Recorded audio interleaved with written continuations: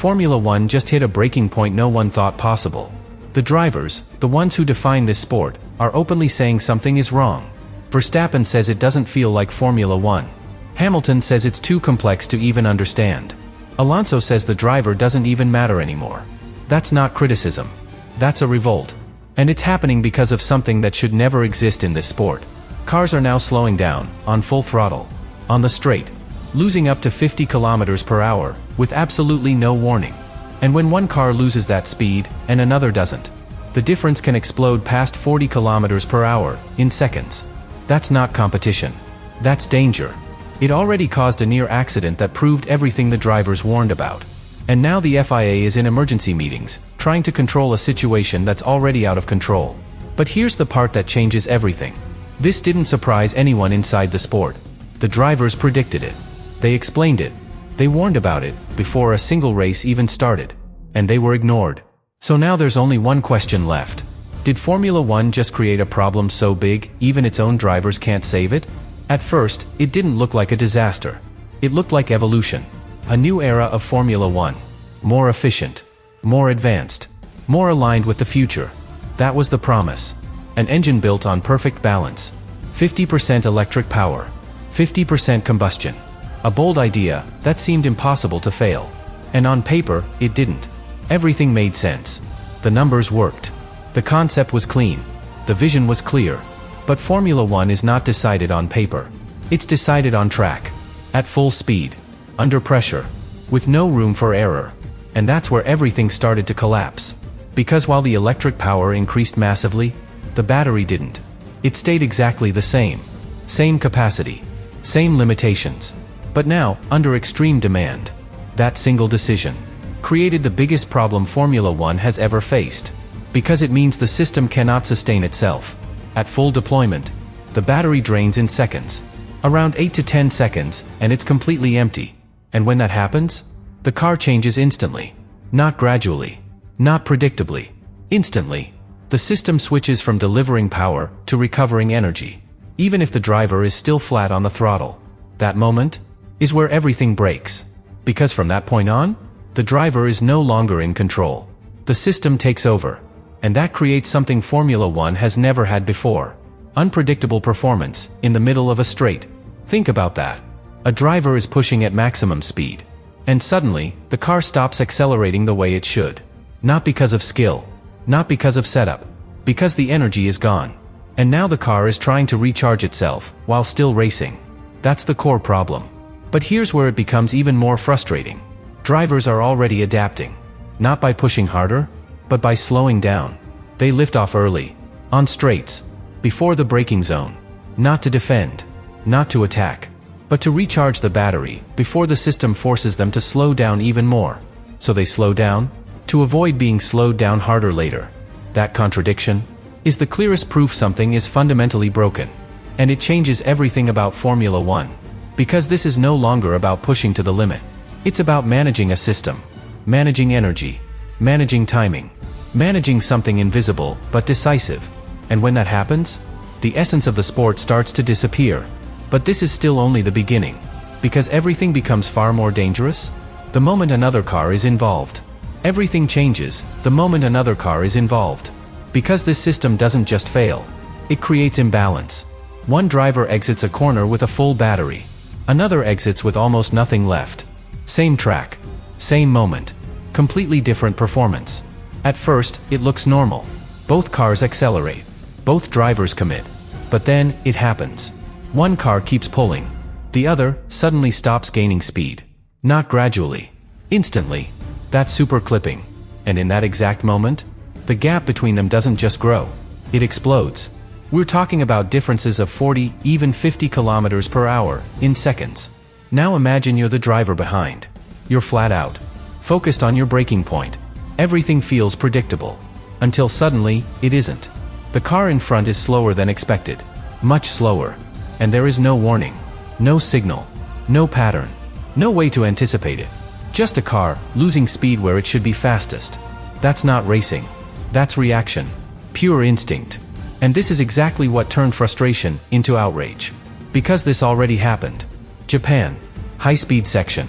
A car ahead enters super clipping. loses speed instantly. Another car arrives at full pace. The closing speed is brutal. There is almost no time to react. The driver behind moves offline, avoids contact. By meters. Just meters. And that moment changes everything. Because now, this is not a theory. It's real. This is the part the FIA didn't fully account for. Not how the system works in isolation, but how it behaves in traffic. Because Formula One is not about driving alone. It's about fighting. Wheel to wheel. Corner to corner. And that requires one thing above everything else. Trust. Drivers push to the limit because they trust what the car will do. But now, that trust is gone. Because the car can change behavior without warning.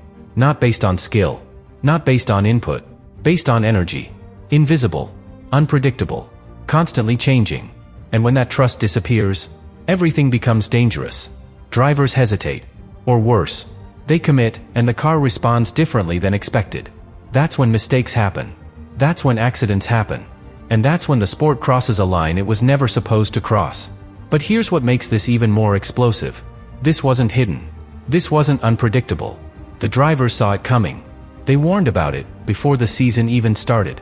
They explained exactly this scenario. And still, nothing changed. Which is why the reaction now is different. This isn't normal frustration. This is anger. Because the drivers are not just dealing with a flawed system.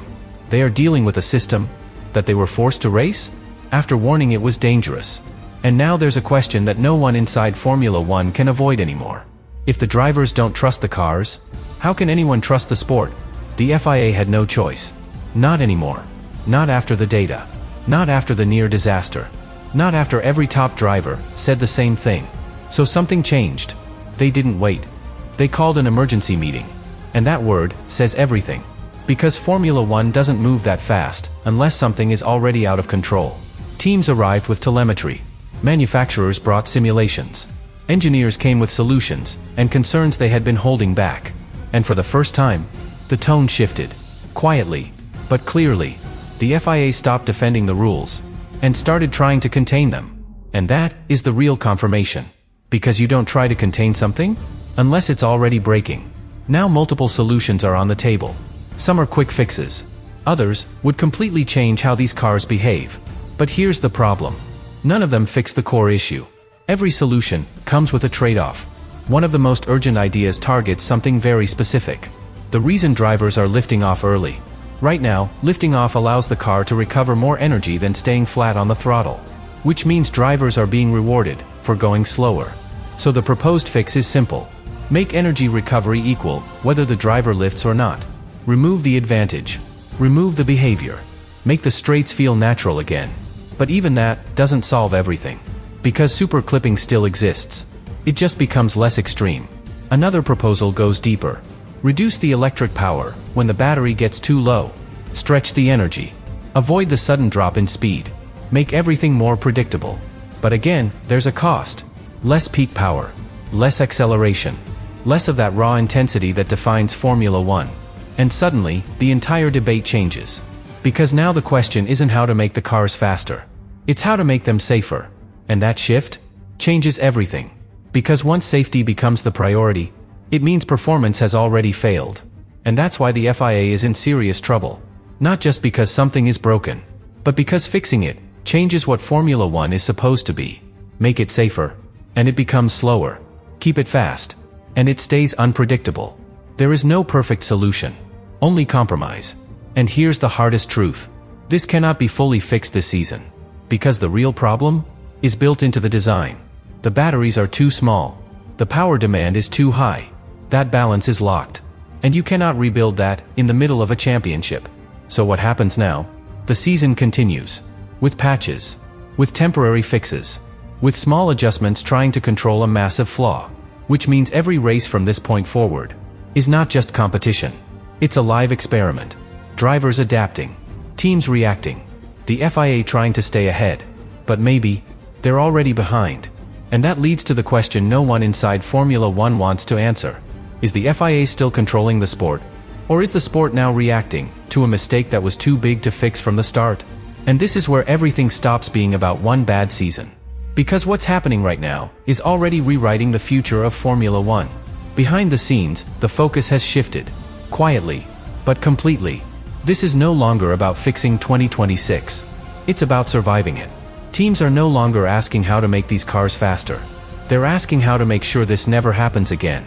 Because once drivers lose trust in the car, once they openly say the system is controlling them, once they admit the sport doesn't feel like Formula One anymore, you are not dealing with a performance issue.